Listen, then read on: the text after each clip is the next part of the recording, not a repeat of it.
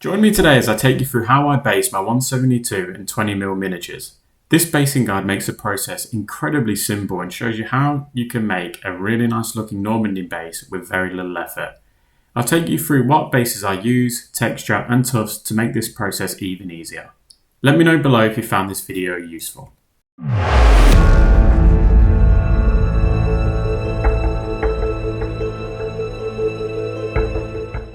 Alrighty guys, today we are going to be answering a question that gets asked a lot on my social media pages, and that is how do I base my 172 or 20mm miniatures? So that question can be somewhat tricky, especially for someone that's starting out new. You don't know where to go for your bases, etc. So we're going to show you that in today's video. Now the models that you see on the screen now have all been part of painting tutorials, and you can check them out on my channel. If you're interested in these miniatures, they are a mixture of AB figures, Adler miniatures and CP models. I'll leave a link to the websites for those. If you do like the sculpts here, they're all fantastic miniatures. I'd highly recommend grabbing a set if you so wish. So in terms of what bases I use, my recipe is very simple. I use bases from wargames for my generic standing up infantry. So I use the 25mm round lip bases that you'll see on the screen in a moment. They're there in the top left there. We've just gone past them. But I use those. You can get a set of 3 or you can get just a generic sprue. You can make 25 models using these, so they're very good, especially for stuff like Battlegroup and Chain of Command.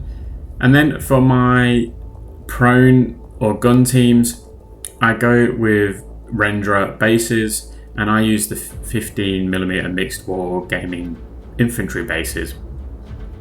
Those bases are really good for obviously the gun teams and the prone teams. They also include some smaller prone bases as well, so it gives you a bit of variety on that sprue. So now we want to go ahead and hit our models with a texture. Once we've glued them down with super glue, we can use the AK Terrain's Dark Earth diorama texture. Now you don't need a fancy tool to do this. You can literally just use a toothpick. That's all I ever use. They're cheap. You can get like 100 for like no money at all, and you can use the same toothpick. You can keep wiping away the excess stuff after every miniature, and you can really use the same toothpick for an eternity really, but you've got all those spares if you so wish. And just slowly manipulate it into position. The one thing about basing is a really good base can make an ordinary model look fantastic. So this is where you really want to take your time, get the bases done correctly, and also remove the lips away from the miniatures. So not the lip of the base, the lip of the miniature. So a lot of the miniatures are already based, and then we glue them onto another base. We want to hide that base that the miniature's got on it already, and then just manipulate it into position as I am here with the toothpick, but just taking care not to obviously put any on your model that you've worked so hard to make look so good.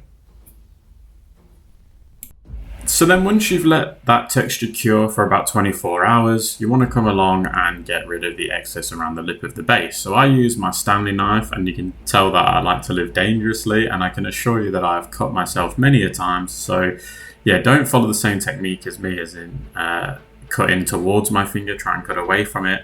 But if you want to avoid using a Stanley knife, this texture is that soft that you can just go ahead with your fingernail and scrape away the excess along the side. You can also get rid of the excess whilst it's curing. It's really up to you. The only time you really need to use your Stanley knife or a file is when you're trying to get rid of the excess plastic on the lip of the base, which I tend to do at the end. I don't know why, I just do it. Obviously when you've got a nice straight base like this, you can literally just run your knife right along the edge and it will clear it up really nicely.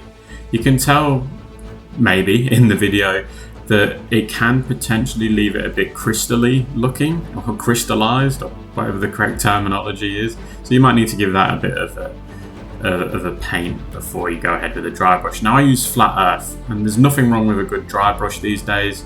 I really like it, and I give it a really good go with the dry brush with this flat earth. No need for a wash or anything like that. Just get in there with my dry brush and give it a really good go. You can be as generous as you want here.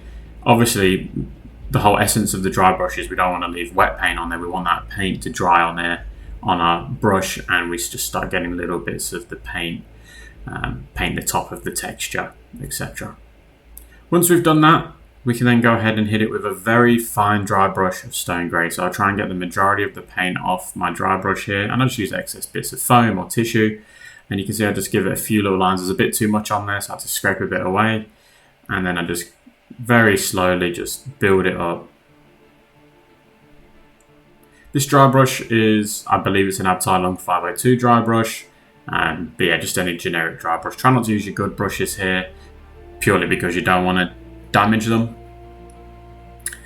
And then, depending on what colour you want the lip of your bases, it really is up to you. I like to paint mine black depending on the theatre. So when I'm doing like a European theatre, I'll go black. Same with the Pacific. So anywhere there's like a dark mud or an orange-brown mud, I'll use black. If it's the desert, I might go ahead and use a brown, for example. Just whatever you think complements the base nicely.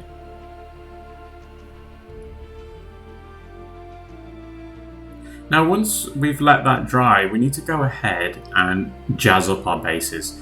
So I use Green Stuff World and I go to their grass tufts. They've got a whole variety of grass tufts that you can use.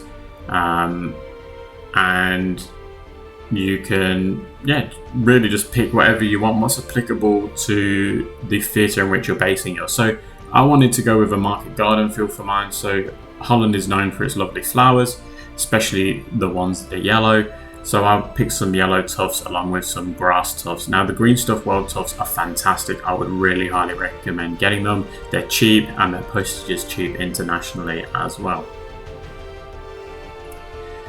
Once we've acquired our grass tufts and they've arrived from wherever they've come from, we can go ahead and apply them to our bases. So I use the grass tufts 2mm for my market garden chaps or Normandy chaps here.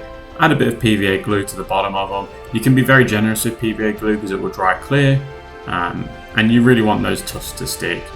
There is a bit of adhesive glue or stick to the bottom of these tufts already, but that won't be enough to keep them secure to the base.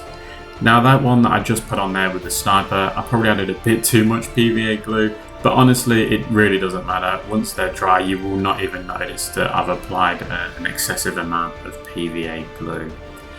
Now, if you want to keep up with what's going on my social medias, please do follow my Facebook and Instagram.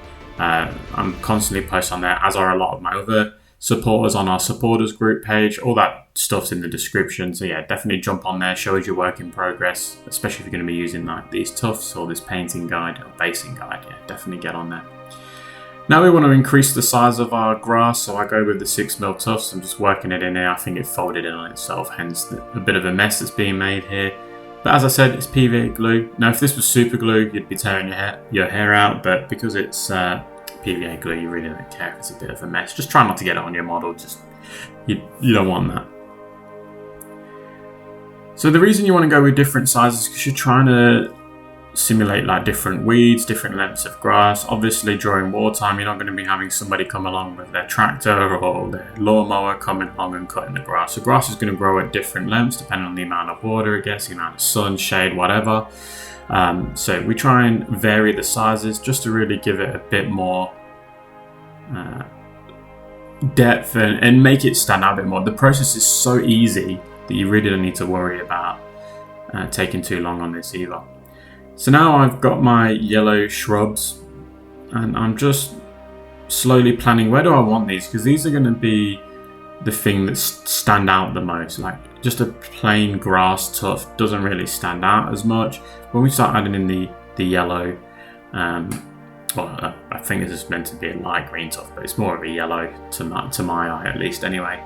When we start adding these in, these are going to stand out a lot more. So putting them in a precise location actually is a very important task. But you can see just adding them in, they complement the long grass really well. Now you don't want to smother the whole base in everything. You want to see some of that texture, the initial texture that you put down. You just want to break it up a bit. If you've ever actually like used a static grass applicator, for example, and based the entire model with the exact same length of grass and the exact same color, it looks silly. And I've done it. I've been guilty of it, and sometimes it's just for ease, but most of the time I just try and and follow this method, because it takes, honestly, basing these guys with the toughs takes 5 minutes. Now we want to jazz them up even further. Now this step is completely up to you, but I use Battlefield basing rocks. They're really, really good. They're from Army Painter, and I also like to add some leaves to my stands sometimes, not all the time, depending on what you want to do. They do tropical leaves and just your generic leaves, so they're from MIG. Once we've got whatever extra stuff that you want to jazz up your bases with, I go ahead and follow the exact same method. So using a bit of PVA glue and my tweezers, and I just sprinkle these in as they are. I think the colours work really well. I don't like when I see people that paint rocks in just a generic like grey colour and then highlight them with a light grey colour, because it's unrealistic to me. When you see rocks, they are normally weathered and they look like the texture of the ground, 9 times out of 10 at least anyway. So the fact that these colours of these rocks that come from Army Painter, they already look like the texture really well. They look like they've worn, so there's really no need to paint them. You could give them a dry brush once they've dried if you want, but I never do. I think they just look great as they are. But it's your call. If you want to paint them, go ahead and paint them, but this process is meant to be quick for this tutorial at least anyway, and for me. And you've spent hours doing the model, so if you can just get the basing done in a short amount of time but make it look really good, then why wouldn't you? And then we just add the leaves. So now this is where the leaves could be painted, but I'm trying to give them like the leaves are falling off the tree obviously, and after a while they start to go like a burnt colour, and then they eventually crumble. They disintegrate in your hand at least anyway, so the colour's pretty good. You could maybe airbrush them like a greener colour, but it's really up to you. I wouldn't bother. And sometimes I wouldn't even bother putting the leaves on the base. Like I said, depending on what flavour I want and what mood I'm in, if I can be bothered with putting the leaves on, I will, but it is a nice little addition and it does draw the eye. Not so much in these painting tutorials, but when you take them to a friend's house or to your wargaming community, they'll have a look and they'll say, oh, you've got some leaves on there. And then that's it. There they are. They're done. They're based. They look really good if my camera can stay in focus.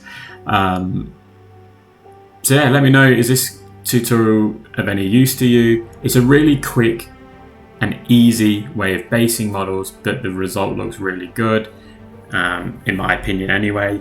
It took very little time at all. It doesn't cost too much either. So yeah, let me know in the comments below how you found it. Huge thank you goes out to my Patreons and all my YouTube channel members. Thank you for your support. It really does mean a lot. And for all of you that are watching, thank you too.